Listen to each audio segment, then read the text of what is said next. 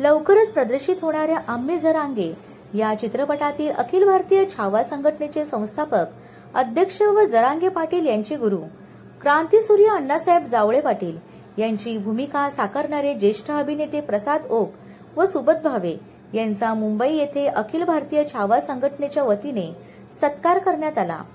सदरील दरम्यान चित्रपटातील भूमिकेविषयी, अण्णासाहेबांच्या इतिहासाविषयी, अण्णासाहेबांच्या जीवनकार्याविषयी आठवणींना उजाळा दिला।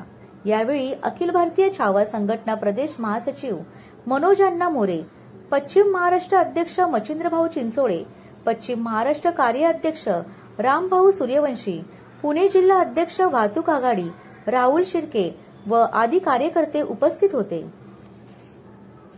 आम्ही जरांगे या चित्रपटामध्ये, आगामी चित्रपटामध्ये अण्णासाहेब जावळे पाटलांची जी आपण भूमिका केली, त्या भूमिकेबद्दल आपलं काय मत आहे?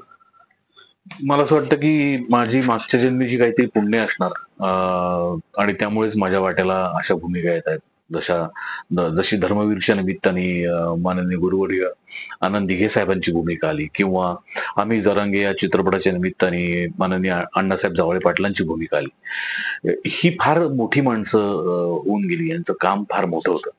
या चित्रपटाच्या निमित्ताने अण्णासाहेब जावळे पाटलांचा जेवढा मला अभ्यास करता आला किंवा आमच्या दिग्दर्शकाकडनं, निर्मात्यांकडनं जेवढी माहिती मिळाली, ती सगळी माहिती भयंकर अचंबित करणारी होती की इतक्या कमी वेळात या माणसाने इतकं मोठं काम केलेलं आहे आणि मराठा आरक्षणासाठी खूप मोठा लढा त्यांनी पुकारला होता।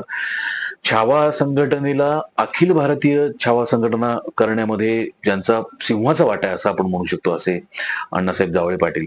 आणि अत्यंत करारी माणूस, उत्तम वक्ता, विचारांची बैठक ज्याची फार उत्तम होती आणि मोठ्याच्या मोठ्या समाजाला सोबत घेऊन काम करण्याची त्यांची ताकद, लोकांवर असलेला त्यांच्या विचारांचा प्रभाव, या सगळ्या गोष्टी खूप मला महत्वाच्या वाटल्या, खूप अचंबित करणाऱ्या वाटल्या आणि अशा माणसाची भूमिका करण्याचं भाग्य मला लाभलं, हे माझ्यावर असलेले ईश्वराचे आशीर्वाद आहेत असं मला वाटतं।